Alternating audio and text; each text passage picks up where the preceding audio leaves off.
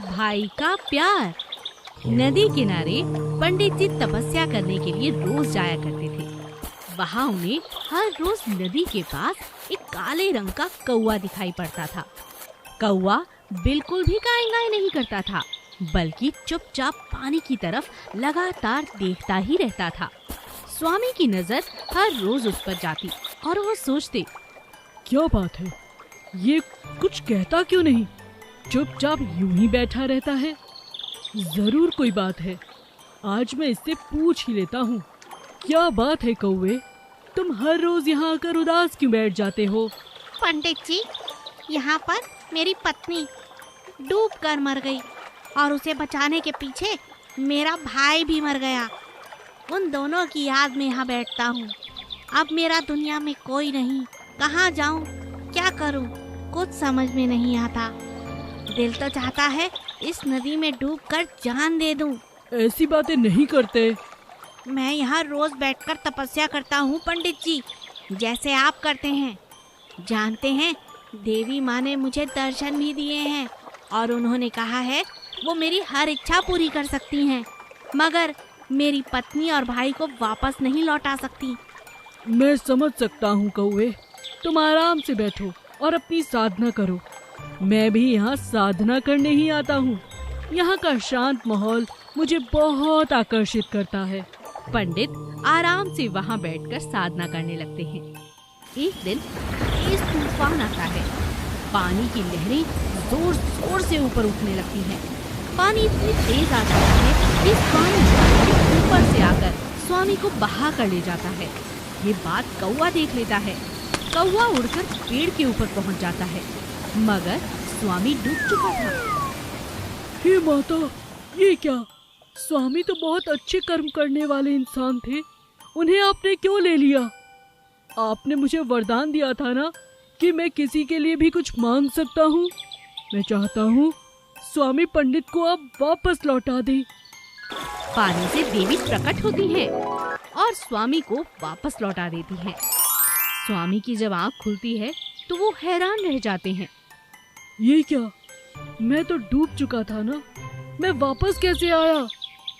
कौवे, क्या ये तुमने किया? जी महाराज, आप बहुत अच्छे हैं। आपका ये अनर्थ होता मैं नहीं देख सका। आप भी तो मेरे अपने हैं। यह बात देखकर पंडित बहुत खुश हुआ और उन्होंने एक वादा किया।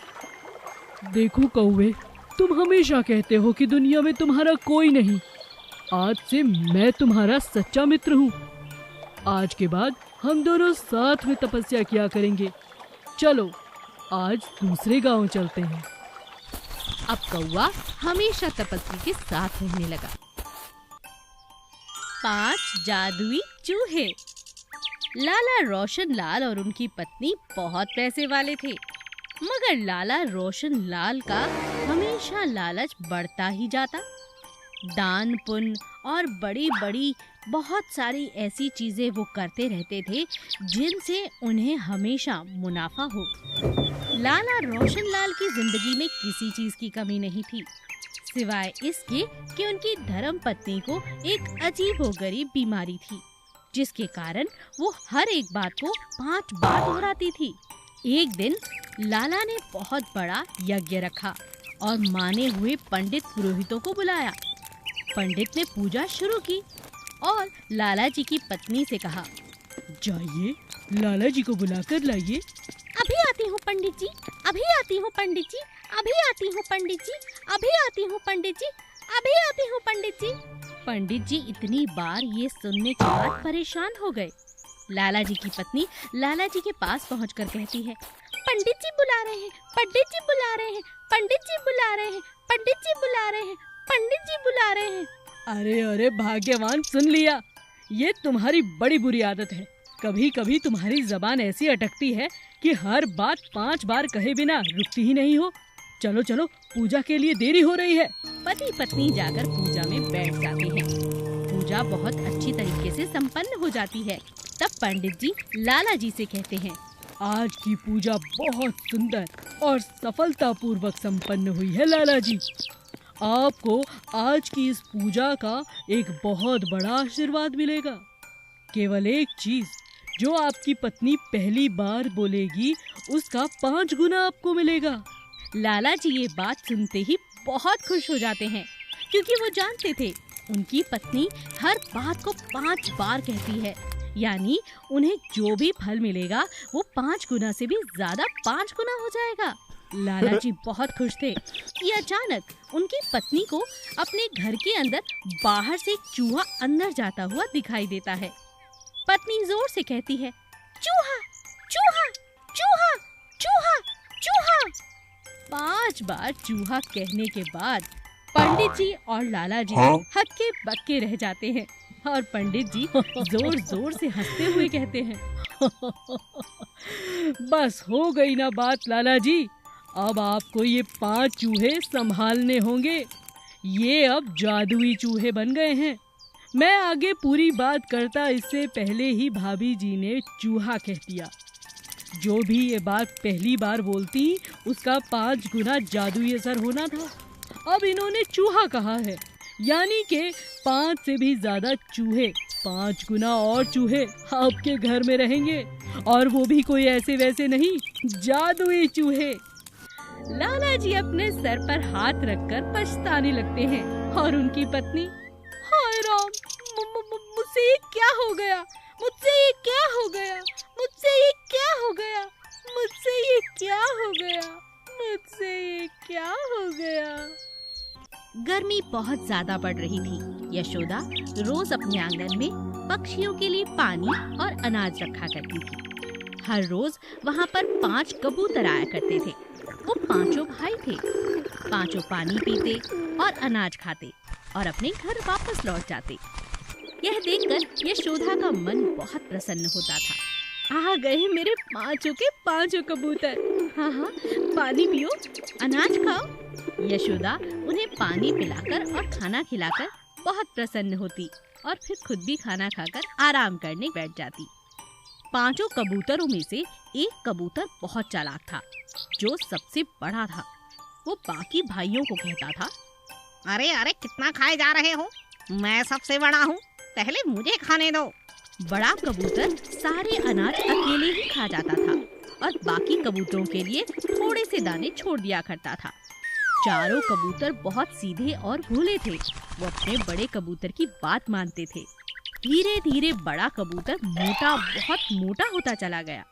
उसका मोटापा इतना बढ़ गया कि अब वो ढंग से उड़ भी नहीं पा रहा था, लेकिन खाने से वो बाज ही नहीं आता था। चारों कबूतर यह बात देखकर हैरान थे। चारों ने एक दिन चर्चा की, बड़े भैया इतने मोटे होते जा रहे हैं, 4 दाने देते हैं खाने के लिए। यशोदा तो पेट भरकर खिलाना चाहती है, मगर हमारा भाई वो कुछ छोड़ता ही नहीं। सही कहते हो, देखो जरा कितना मोटा हो गया है, लेकिन इसे हम पर दया नहीं आती। हम तो दिन प्रतिदिन कमजोर हो रहे हैं। चारों बहुत चर्चा करते हैं, लेकिन किसी भी नतीजे पर नहीं आते। एक दिन फिर से चारों अनाज खाने के लिए यशोदा के आंगन में जाते हैं। तभी यशोदा की नजर बड़े मोटे कबूतर पर जाती है। हाँ, कितनी देर से ये बड़ा कबूतर ही खाए जा रहा है और अचानक ये इतना मोटा कैसे होता गया? और बाकी के चारों इतने कमजोर? जरूर दाल में कुछ काला है। 2-3 दिन तक लगातार यशोदा देखती है कि बड़ा कबूतर सारे अनाज खा लेता है और थोड़े से अनाज चारों के चारों भाइयों के लिए छोड़ देता है, जिससे उन चारों का पेट नहीं भरता और वो चारों कमजोर होते जा रहे हैं। तो ये बात है। हाँ, अब मजा चखाती हूँ। यशोदा पूरी बात समझ जाती है। एक दिन जब बड़ा कबूतर अनाज खाने में मस्त था, यशोदा उसे अपने हाथों में पकड़कर एक पिंजरे में डाल देती है। बाकी के 4 कबूतर डर जाते हैं, पर वो कहती है, तुम्हें डरने की जरूरत नहीं, तुम अनाज खाओ। ये सजा सिर्फ तुम्हारे बड़े भाई के लिए है।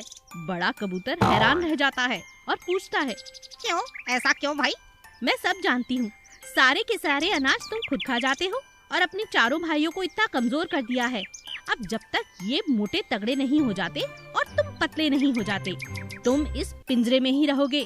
कई दिनों तक यशोदा उसे पिंजरे में ही दाना खिलाती है और चारों कबूतरों को जी भर के अनाज खाने को देती है। कुछ ही दिन में बड़े कबूतर को अपनी गलती का एहसास हो जाता है और यशोदा उसे खुला छोड़ देती है। गाय का साइकिल रेस। प्रेरणा अपनी प्यारी सी गाय को लेकर पास वाले मेले में जाती है। गांव के पास ये मेला खास तौर पे जानवरों के लिए रखा गया था। वहाँ पर जानवरों की बहुत सी प्रतियोगिताएं, उनके खाने पीने की चीजें और बहुत कुछ उपलब्ध था। प्रेरणा अपने गाय के साथ पूरे मेले में बहुत मजे करती है। कभी वहाँ पर आइसक्रीम खाती है, कभी अपनी गैया को नए नए तरह के पकवान खिलाती है। तभी अचानक वो देखती है कि एक साइकिल प्रतियोगिता हो रही है और जहाँ पर ऐसी घोषणा हो रही थी कि सुनो सुनो सुनो, आसपास से आए हुए गाय और उनके मालिकों, बहुत गौर से सुनो।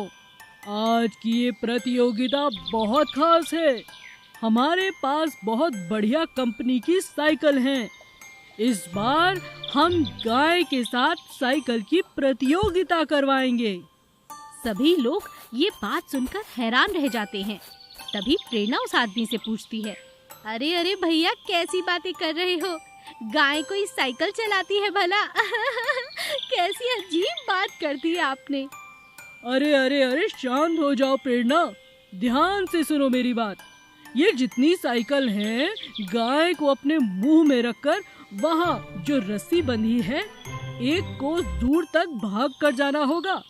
जो गैया के मुंह में साइकिल रह गई तो वो साइकिल तुम्हें मिल सकती है। अरे सच? अरे अरे गैया, ये प्रतियोगिता तुम जीत जाओ। स्कूल जाने में तो मुझे बड़ी तकलीफ होती है चलने पर। कभी कभी बरसात भी हो जाती है। अगर साइकिल होगी तो समय पर स्कूल पहुंच जाऊंगी झट से। प्रेरणा बहुत खुश होती है। प्रतियोगिता में और भी गायें थी जो बहुत हट्टी कट्टी और तंदुरुस्त दिख रही थी। प्रेरणा थोड़ी सी घबराती है, मगर वो अपनी गैया के कान में कहती है, सुन मेरी गैया, अगर हार भी गई तो कोई बात नहीं, परेशान मत होना।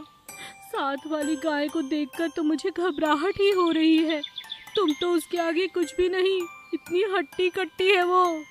प्रेरणा की गैया बहुत समझदार थी। वो चुपचाप मुस्कुराती है और प्रतियोगिता में भाग लेने के लिए बहुत उत्सुकता से आगे बढ़ जाती है। जैसे ही प्रतियोगिता शुरू होती है, शुरुआत में तो प्रेरणा की गैया बहुत पीछे रह जाती है, लेकिन धीरे धीरे उसकी दौड़ बढ़ जाती है और वो प्रतियोगिता जीत जाती है। प्रेरणा की खुशी का ठिकाना नहीं रहता। अरे वाह मेरी गैया, कमाल हो गया, हमें नई साइकिल मिल गई। सच में तू सबसे अनोखी, सबसे सुंदर और सबसे शक्तिशाली है।